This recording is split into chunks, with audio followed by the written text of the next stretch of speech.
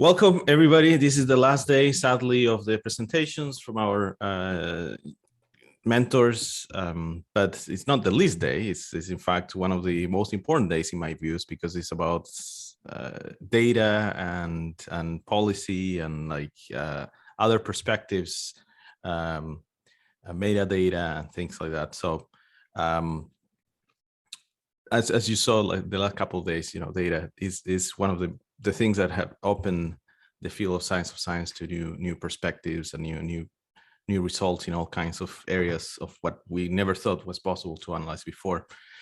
So a couple of announcements. So over Slack, I sent a message detailing what will happen with the mini grants. I think we'll just extend the time so that you can apply and maybe have some preliminary results, or maybe more time to think about your project. So the application will be for August 27. Again, we are trying to make it as simple as possible. I promise to have the actual wording of what it will be required, but the basic of it is that you will need to have a project leader, and that project leader will need to be US affiliated, unfortunately, due to constraints of the grant. Okay, I'll enable CC. So it will need to be affiliated. Now, for tomorrow, we have the project presentations. And again, we don't want you to stress out about it. I think the more we discuss it freely and openly, it won't be recorded. There won't be nobody will be taking notes and sharing them on Twitter. It's just for you to share what you have done and discuss. So basically hear the feedback from all of us. And I invite the mentors, Tasha, Bruce, and Jin, if you're here, Jen, sorry, also to join tomorrow at any time. I know that you also have mentoring sessions, but we'll have from 9 a.m. 20-minute presentations until we go through all of them. So, and some of the mentors have joined the Slack word space, and I'll send an invitation to Stasha and Bruce too, if they want to join. We have a wonderful Slack channel where we discuss, where the students are there and discuss things. So, okay, so anything else, Stephen? I think I went through the basics with.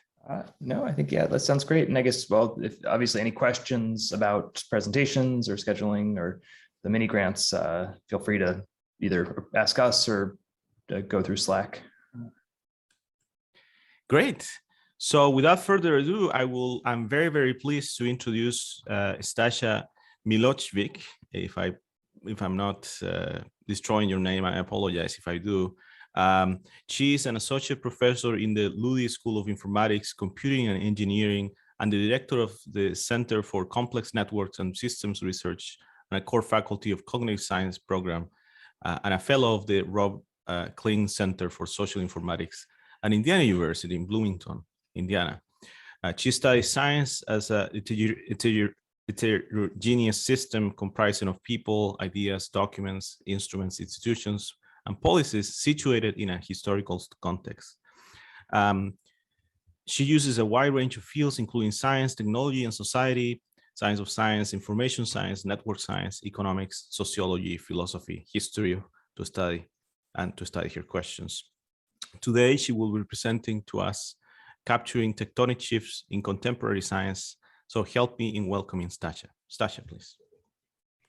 Hey, thanks. Thank you, Daniel, for the introduction. And let me just share the screen. And thank you for actually organizing this wonderful event. I wish something like this existed when I was a student. So I'm really excited to be able to share some of my thoughts about studying science and some of the results of the studies that I have done over the years. And the title of this, Capturing Tectonic Shifts in Contemporary Science, really reflects on some of the things that became obvious. And I have to say, I owe this tectonic shifts metaphor to Paula Stefan, who said, well, what you're talking about is actually this tectonic shift. So I liked it and I used it.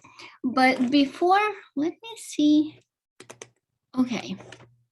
So I know this is the last day of lectures, and you probably all went over this. But I thought before I go into the results, I wanted to share a definition of what science of science is. And my research falls, so I contribute, or I think I contribute to the area of science of science. Some of my work may be in the scientometrics, but actually I don't really do evaluative studies. So and scientometrics is doing a lot of that. So that's why I think what I do fits more science of science. And the definition I have for that is that science of science offers a deep quantitative understanding of the relational structure between scientists, institutions, and ideas, which facilitated identification of really fundamental mechanisms or principles that are responsible for scientific discovery. And some of the questions, and of course, as Daniel said, science, like where I define it, not just a lot of people, science is this really heterogeneous, complex systems, which has a big social component, and then there is intellectual or cognitive component, and then all of this is heavily, as Bruce said, like it's part of the economic ecosystem, heavily influenced by policy decisions and at a lot of levels, from like federal or national governments in other instances to the institutional policies. So if we are interested in understanding so-called social aspects of science, some of the questions that people were asking is like, what is scientific collaboration and how do research teams form and evolve? Some people care about more predictive aspects or more normative, like how can we create successful teams, right? So they want people to give them a recipe for that. Then how is science organized socially? And that could be what level, right? So it goes from very small teams through so-called invisible colleges, which are smaller groups of people who share ideas both formally and informally, to subfields, fields, disciplines, and so on. And then what is a scientific community? Do various groups of scientists, based on their age or gender, etc., perform science differently? Again, what is the relation between success and social practices, and what are the career trajectories of sciences? And like lists can go on and on, but these are just some of the questions. If you think about the intellectual aspects of modern science, some of the questions are how new concepts and topics emerged and how are they spread, how new research areas or disciplines form. A lot of this also has to do with novelty and innovation, processes of discovery, also how scientists pick topics they work on. And part of this is also interdisciplinarity, and even just figuring out what is interdisciplinarity and what is multidisciplinarity. A practical component of most of these studies actually is there. And a lot of that is how science should be funded. There are lots of recommendations and ideas. Some people have actually modeled that and proposed, again, novel ways in which they believe funds should be distributed. Others are just using what the results of these studies to inform their decisions. So that leads us to these tectonic shifts, right? And what is this changing landscape of knowledge production that I mentioned? And there are lots of major shifts, but I think that science has experienced dramatic changes in three key areas. And one is the increased pressures on productivity, which we are all very well aware of. The second one is a shift towards team science, and the last one is interdisciplinarity. So let's start with these pressures to publish. What this has led to is the exponential growth in publications. And again, if you read historical texts, this is nothing new. Like Price, the Sola Price, who is considered to be the founder of scientometrics and to some extent science of science, in one of his earliest findings, came up with a curve that shows the exponential growth in the production of scientific literature. But actually, it was also this logistic curve. So the idea was that this cannot go on forever. At one time, we'll hit a plateau because we'll exhaust the resources. And it's really interesting that that really opened up a big discussion on, oh, are we in trouble? Is science going to stagnate? And it's really interesting that personally, I have been in the last 5 months, I kept being contacted by different entities. Like some are like from economists, intelligence units, and other from OEBS, and they're all worrying about the same thing. Are we in trouble? Is science stagnating? So I think it's really interesting how we go through these cycles of where we keep asking the same questions. But if you think about this exponential growth or the publication rates, that means that it doubles approximately every 10 years. I'll show you that it's not exactly 10. And just to give you an example, this is number of articles published annually in astronomy. And in 1960, on average, like there was 1 paper per day, and in early 2000, there was 20 papers per day. If some of you are on arXiv, and astronomy is one of the really more active fields there, I think we are around, last time I looked, around 90 papers a day. So that really has big consequences of how we follow literature, and that will become important later on when I talk about citation dynamics. So this actually shows that growth of publication. And keep in mind that this is really not the whole universe of publication. This is what Web of Science index, right? So there is even more stuff out there than what's shown here. But if you look at this, the doubling years in up to the mid 40s, 26 years, then we really had a very, very steep uptake from mid 40s to the mid 70s, where the doubling time was 9 years. And then there was a slower period of 24 years, and now we are to the doubling time of 13 years. But this raises an interesting question. Like, people talk about this as the growth of science, and then it really raises the question, but what is science and how do we define science? And a lot of people would agree that science is justified public knowledge.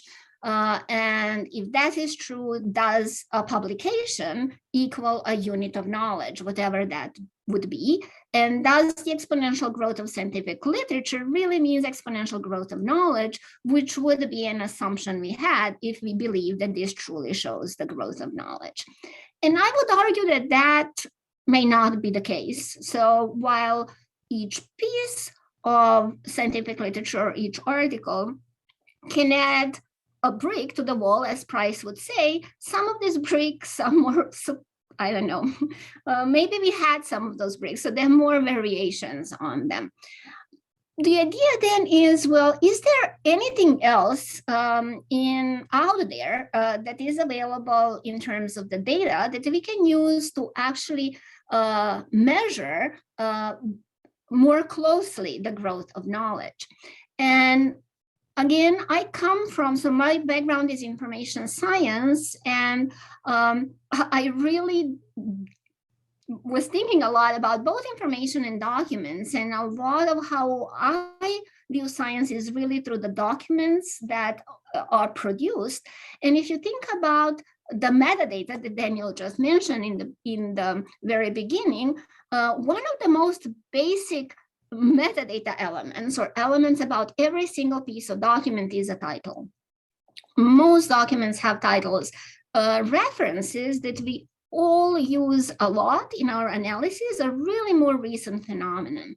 So if you want to follow science over longer periods of times, titles are a really good source of information. Of course, that has been somewhat controversial throughout the scientometrics and science studies literature, because the idea was that titles are idiosyncratic, that people are trying to be funny, that they are trying to use titles only to attract attention. And some of that may still be true, but actually titles have very important role, especially in the overproduction of knowledge, where people are using titles to attract attention, and you're more likely to, and you'll want to attract attention so that people would read your article. And people are not likely to read it if it's not clear what it is. And maybe there is a clickbait, but I don't think in scientific world that works. People are really overwhelmed and there is not enough time. So you're not likely to click on things just because they are amusing or funny. There are other things that are maybe more amusing than scientific titles. So actually, they are sending a signal. Titles are very important for signaling. And in the studies of titles actually, and that has been shown that titles are more informative. And in more and more areas, people are putting their results in the titles. So actually, it's more like this nano publication, right? If you can have a summary of what the main point of your article is in a title, people go for that. So the idea is, can we then use this rich source of data to actually somehow measure the growth of knowledge? And I came up with a method which is actually a version of the method that is used for lexical diversity in linguistics. But the problem for most of the methods used there is that they are really sensitive to the like the size of the corpus, right? So if you have more words, then you are getting more diversity, obviously. So I came up with a way to control for the size of the corpus. So I'm using 3,000 articles and to extract so-called cognitive extent, which is like the number of topics that are covered by a particular field of study. And the idea for that is, if you cover more words, then you are covering a larger cognitive territory in a way, and fewer words, that means that the community or individuals are focused on a smaller number of concepts that they are working on in a given point in time. And if you then do the same analysis, so if the concepts are close, like what we measure when it comes to the growth of knowledge, we get that the knowledge really grows approximately linearly. It does not grow exponentially. And this is really closer to our experiences and our intuition. Yes, knowledge does grow, but actually the volume of literature, which grows approximately exponentially, does not necessarily correlate to the knowledge, which is growing linearly. This is when you do that for the whole web of science. So this is that exponential for the literature. We see that in all of the areas of science combined, we do see this again, more or less linear fit. And yes, we do see a little bit of a dip in the forties, which also corresponds usually to the dip that's observed in the publications. So this method actually can be used on other units, not just the disciplines, as I've shown you in the example of astronomy or all science, which was in the previous slide. But a lot of the times people are interested in comparing different countries. So that's important for this national competitiveness. And the idea behind this is, and it's a fairly old idea, actually, which really became prominent after World War II, where science was closely tied to success at the war effort and to economic growth. So people really care about how well they are doing scientifically, because that's considered to be one of the measures of how well they will be doing economically as well. And if you look at this measure of cognitive extent applied to different countries here, it's interesting that USA was really dominant from mid-70s all the way to like mid-2000s. But then at the moment, it's number 4, and the countries that are covering larger cognitive territories are Japan, France, and Germany.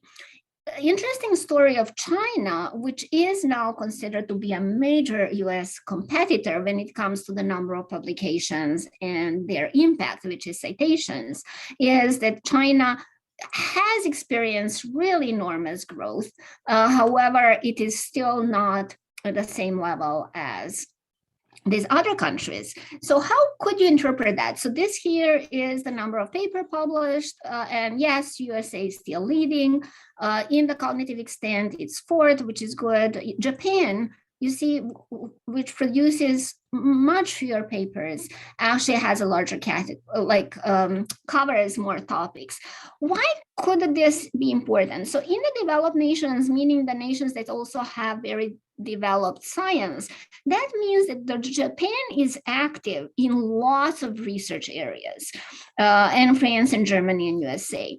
In case of China, the way this could be interpreted is that although China is really growing quickly, it's, what was the question? Let me see the chat.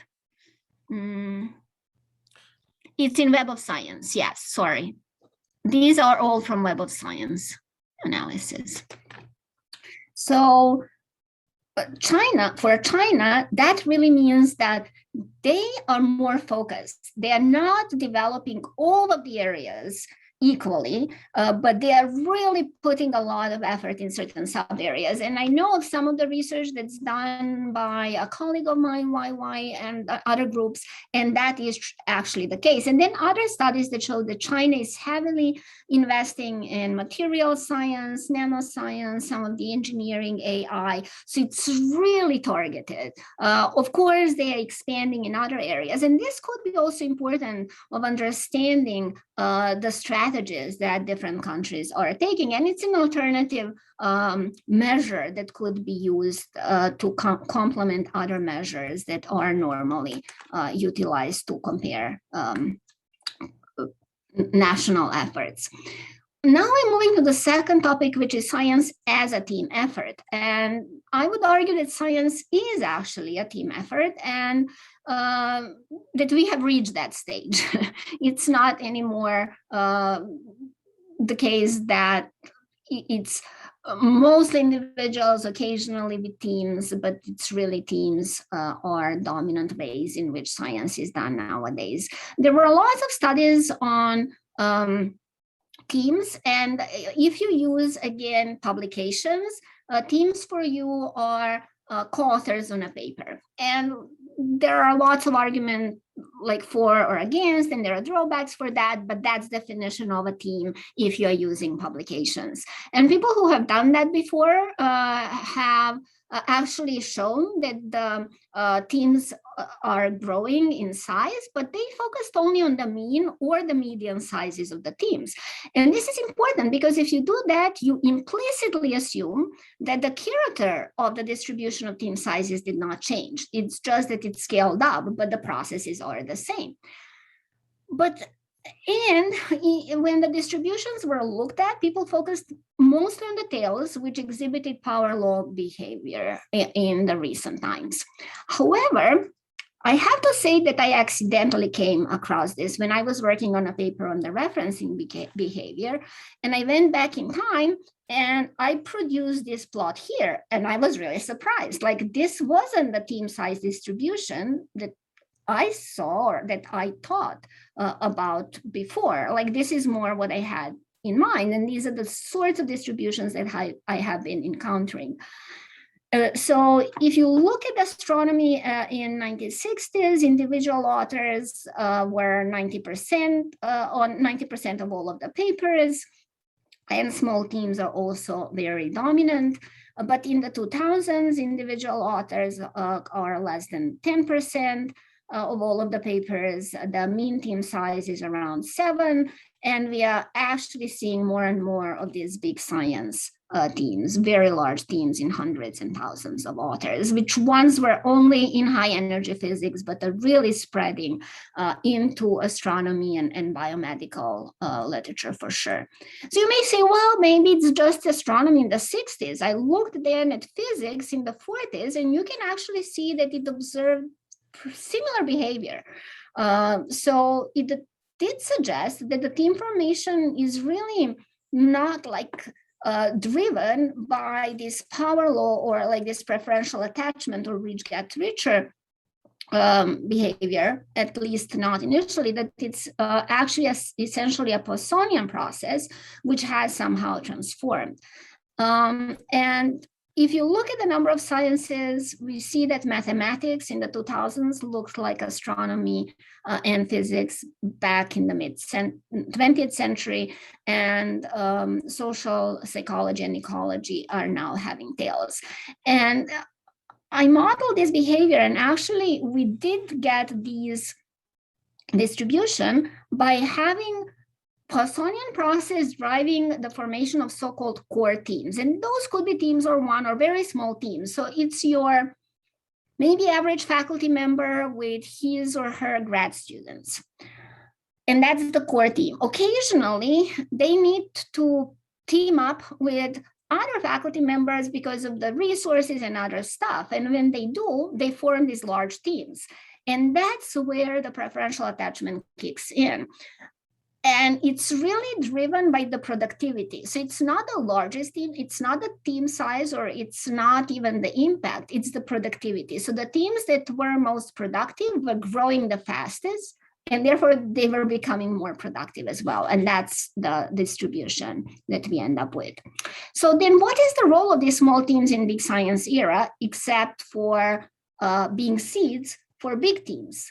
Well, small teams cover, and this is something that you probably are familiar. This is very similar to the results by Wong and Evans and Wu, which was this small teams. It's the disruption measure, but it's the same message. It's that the small teams are the ones. So this is the measure of cognitive territory, and it shows that single authors and small teams are the ones that are covering all of the topics. And not only that, they actually are the first one, and they cover all of the topics. Like the topics that are covered by very large teams are only a subset of this.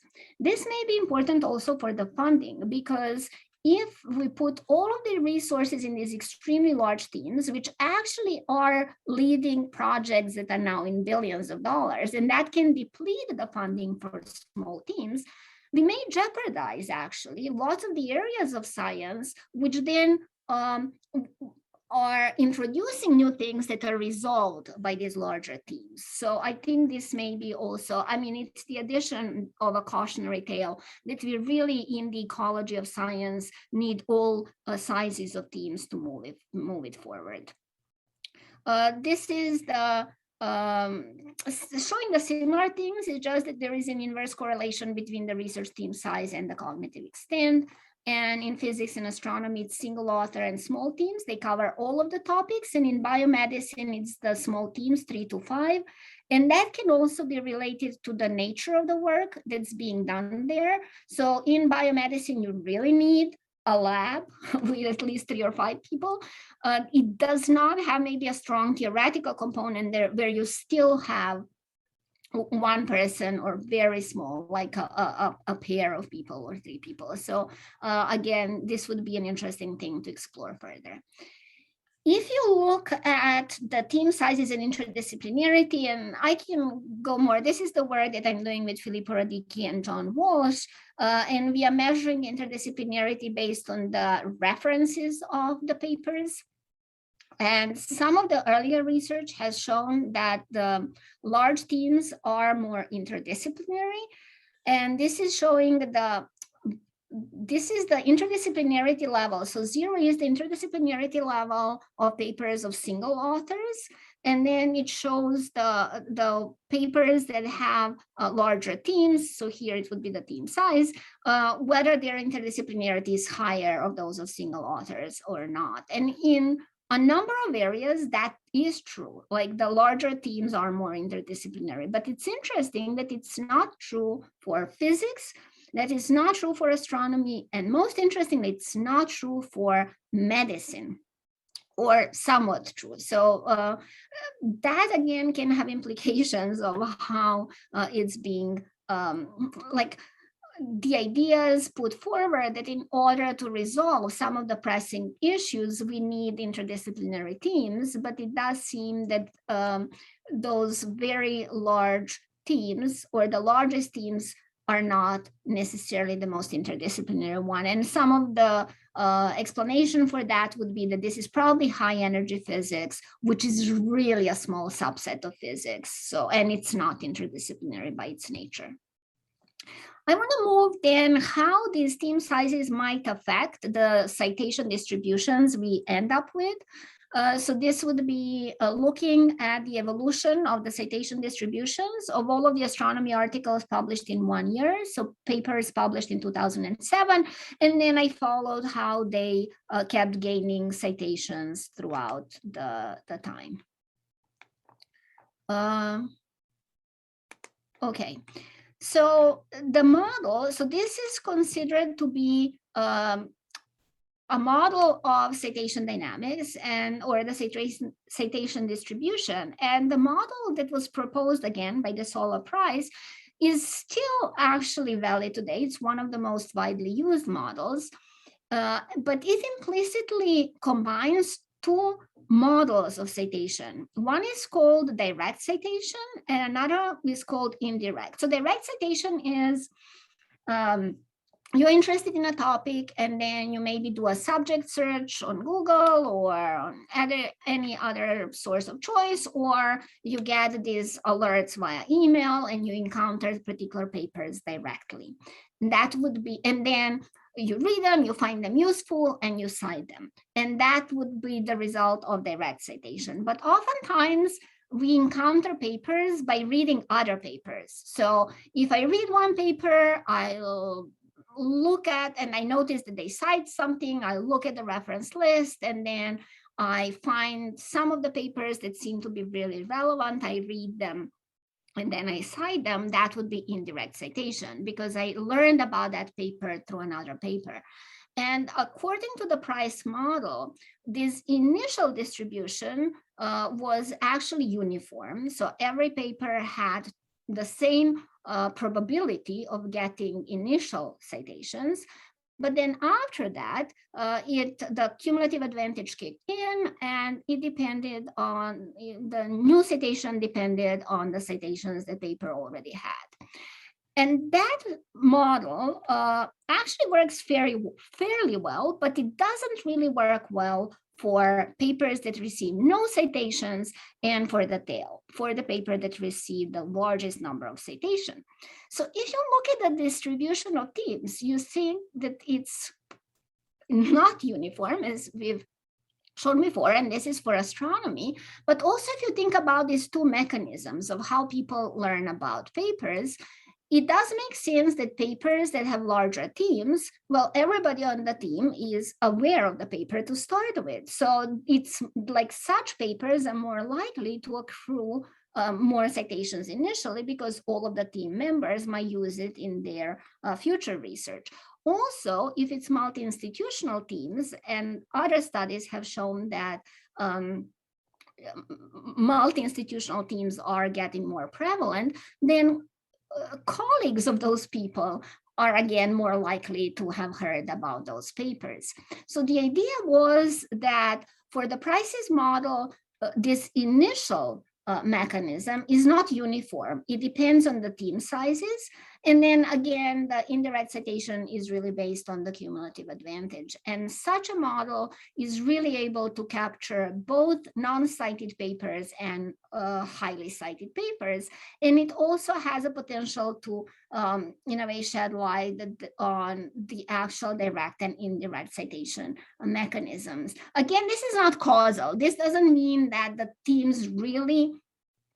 sizes cause or can necessarily cause citation, but like this does suggest that if you take into account just how many people might have been aware of the paper, might have explanatory, some of the explanatory power of the citation dynamics we end up with. And I want to conclude with the last piece, which is how does the shifting landscape of science affect the roles of researchers and their overall careers? And again, if you look at the scientific careers through organizational lenses, we see that these large team sizes are leading to more specialization. They are actually doing transform from the craft, which is like master and apprentice, to more bureaucratic or industrial principles where everybody's doing what they are best at. And finally, especially in the US, there may be tensions between the research and teaching functions that PIs may have. And I can go later into those. So we looked at the publications of people in astronomy, ecology, and robotics.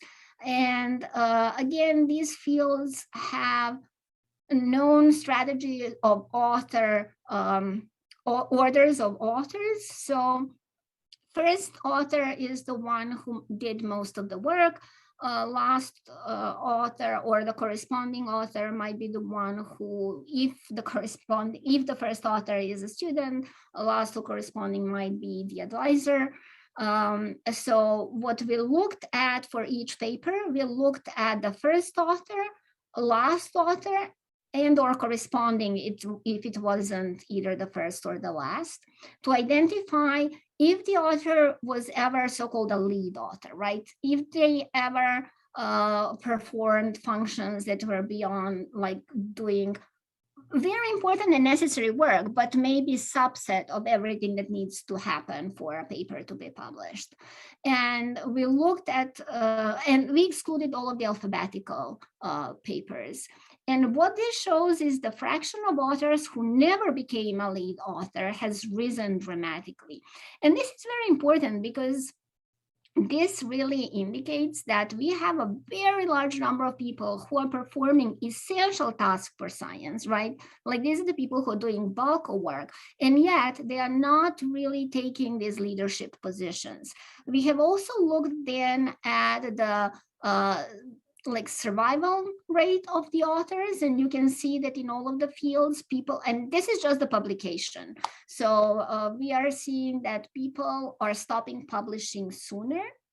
And when we looked at the survival models, we really did find that the people who never led a paper were at a higher risk of leaving the field sooner, although actually that is not a bimodal. So it's not that lead, non-lead are having different career trajectories. It's just that the non-lead authors are at a higher risk, but then there is a continuum for that. And this again, this work was done with Filippo Radicchi and John Walsh.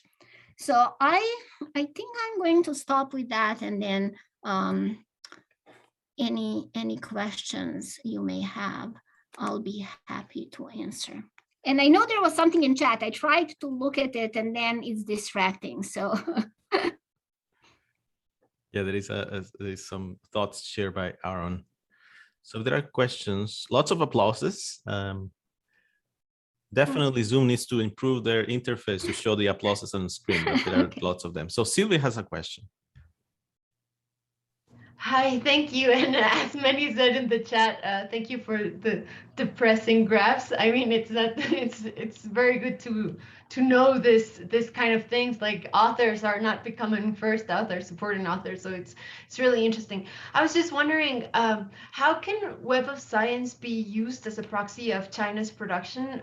Because as far as I know, at least in 2016, it only had 269 Chinese journals, and according to Tianxi, in 2003 there were 4,600 scientific journals in China. So it's roughly 6% of China's production. So I was just wondering if there were any like adjustments made to analyze that.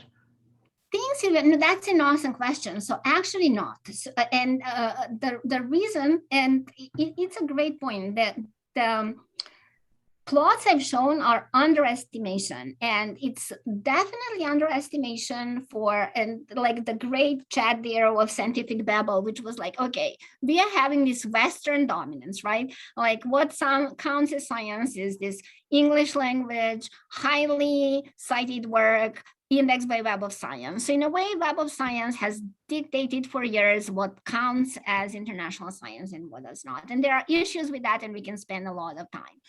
But if you look at this, these may be the things that, so if you look at the publications in Web of Science and still see China on the rise, that means that like how many countries are contributing, which is now considered a lingua franca, like this is more of a universal, this is more what counts internationally.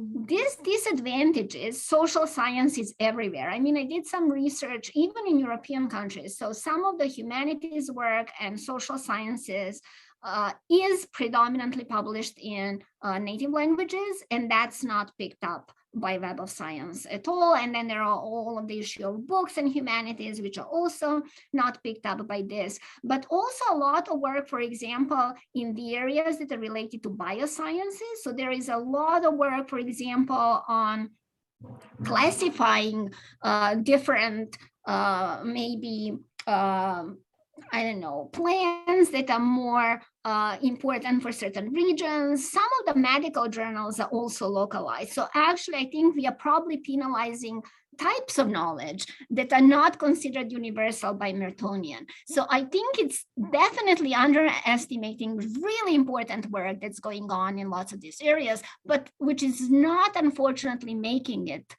to the mainstream English language index journals, which have impact factors and all of that, which you need. I mean, I'm not a proponent of that, but if you are looking for jobs, like in a way, that's the currency. You need to have those in order to get some of the positions, which may allow you to do other things, but it's a really interesting ecosystem. I hope it answers your question. I'm aware that this is underestimation and it's not covering extremely important work that's being done throughout the world. Thank you.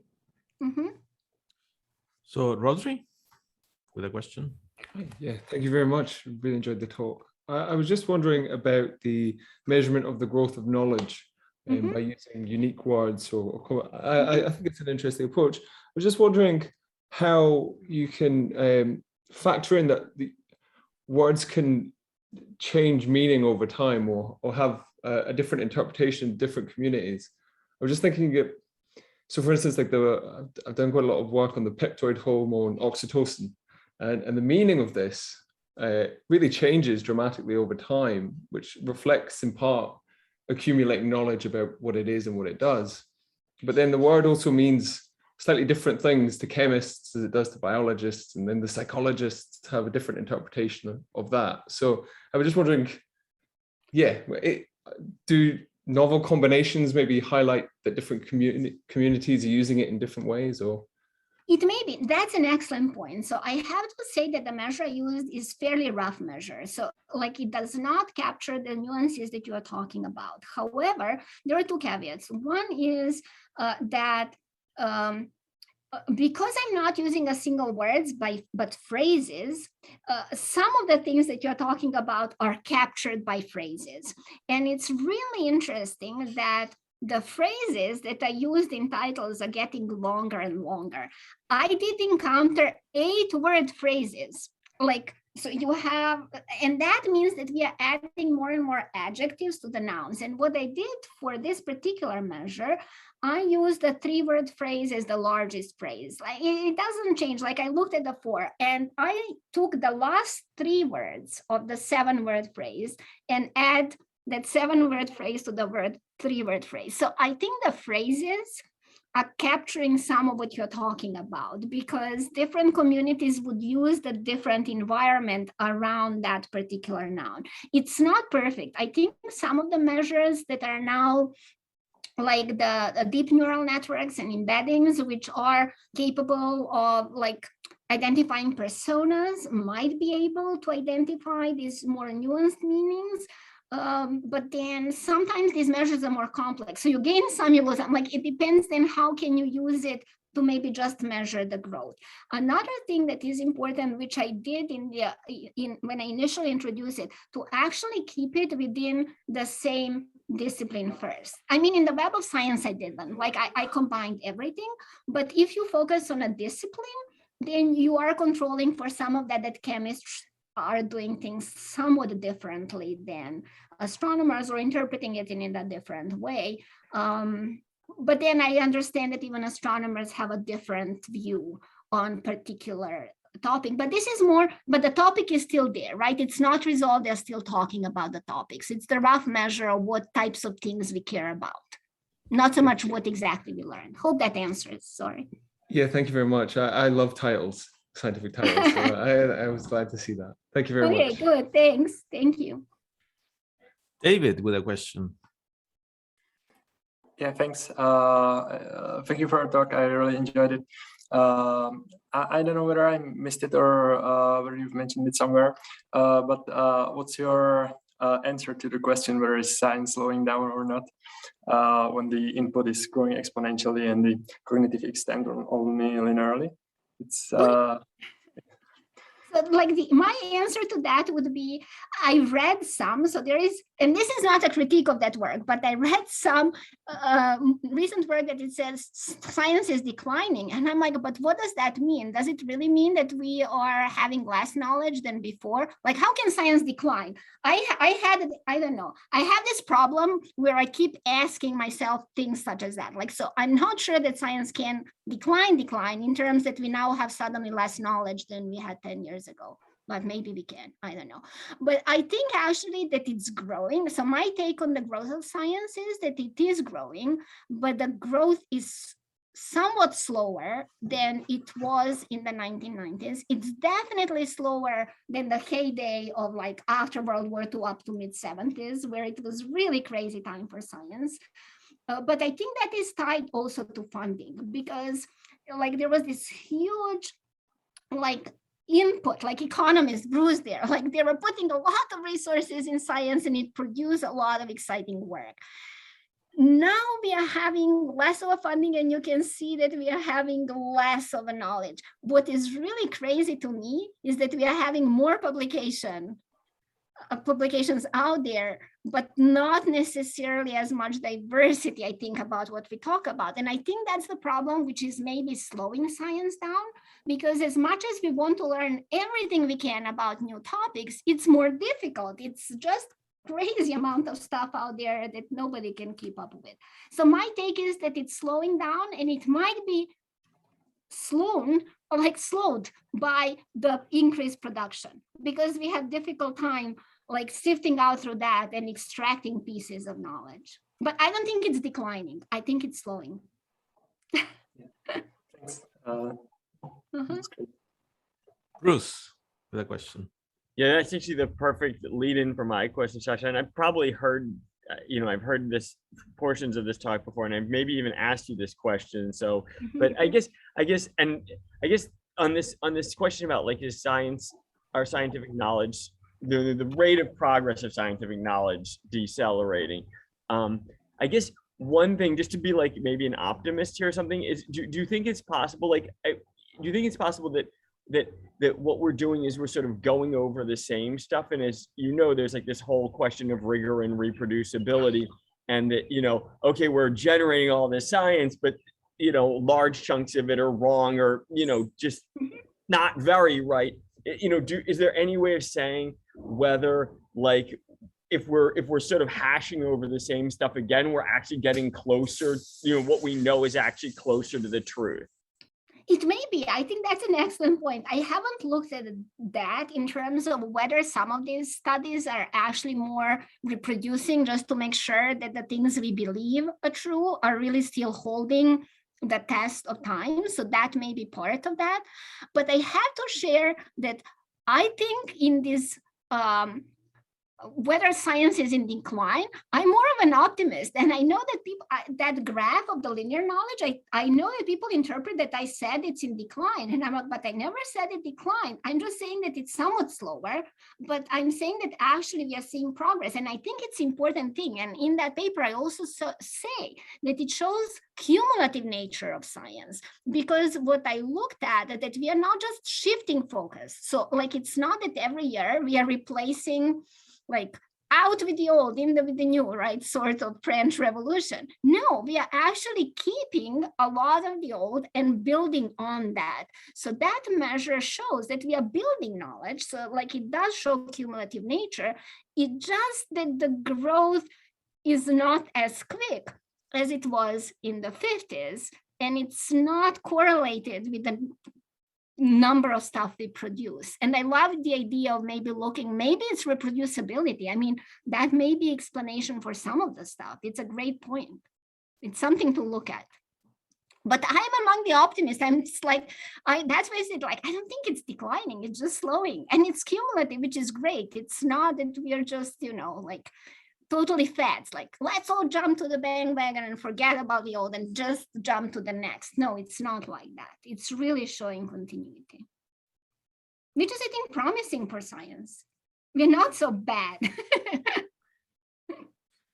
So if I may use my privilege as a co-organizer, I'd like to ask a question. So you show a graph, and many people found it depressing at the end, where you show that basically people are not staying around, they're staying around less and less over time. Mm-hmm. So I'm wondering if there is a way of explaining that with some optimistic point of view. So for example, I mean, teams are growing because you have more technological needs for building these more complex experiments. So you need to borrow from, it's not necessarily that there are teams that are just borrowing knowledge from, I guess that's a team, but it's not, I guess it's not so cohesive as before, I would imagine. And so they just lend that experience and that knowledge, and then they just move on with their lives. And presumably there are more opportunities outside science, and they can move on.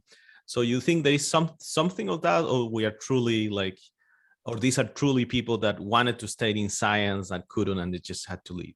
Okay, so I have to say, again, disclaimer, this is just based on publications. So even in the original paper, we never claimed that all of these people wanted and they were forced out. So we never really claimed that, and there is no way for us to know that.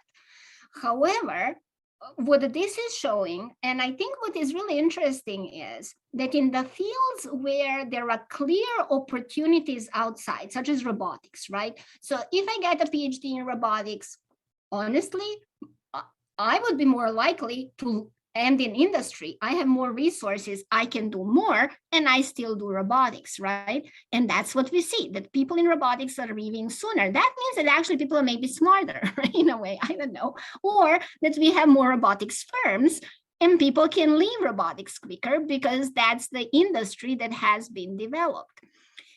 In astronomy, on the other hand, where people linger much longer, that may show that there are more people who would like academic positions, that they can get them, and they stay much longer hoping to get them. And the reason for that is, if you think about astronomy, I think astronomers can have great careers which are not astronomy. Like, they are really good at analyzing data. So I know some of them who are analyzing images for biomedical, right?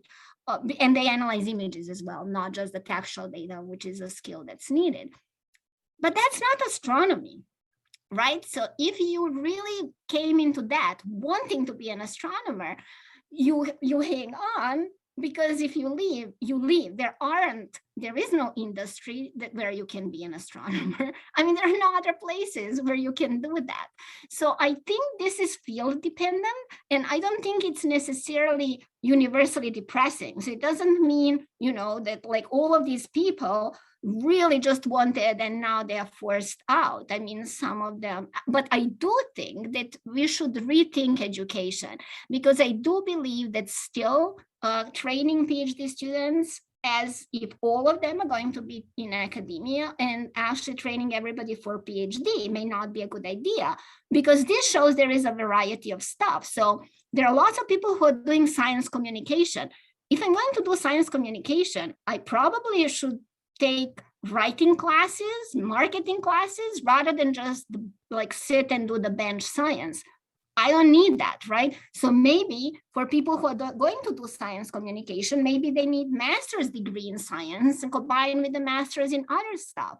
So I think there should really be reconfiguring education part to really make it a better education. I've heard like, oh, all of them should go and teach elementary school science. I'm like, I'm not sure that's a good idea. A, they don't have pedagogical skills, right? They were not trained in pedagogy, lots of these people. And some of them really may be disgruntled and don't like science when you put them in the classroom. So I don't think kids would love science if they hear from disgruntled people never trained in teaching like 6-year-olds. So I think some of the suggestions maybe we should think through. So this is not also, again, all bleak, but this is also a call that we do need to combine certain policies and maybe rethink education and maybe long-term research positions, which are not postdocs, in the areas where it's in or out, right, in astronomy, like maybe have institutes, which is something in Europe, where people can have a longer term job. So anyway, it may be a longer, but I think like, I don't know, I didn't find anything I do depressing or like really negative, and then it seems that like I'm spreading the doom, but I'm not. So hopefully I dispelled some of that. I don't think it's that bad. Yeah, I blame the chat. That's what I read that word. But thank you. I mean, thank you so much, Brava, for your talk. It was always really, I really always enjoy your presentations. So we're gonna jump. Maybe this idea of analyzing more detailed information about scientists is a perfect segue to Bruce's talk, because he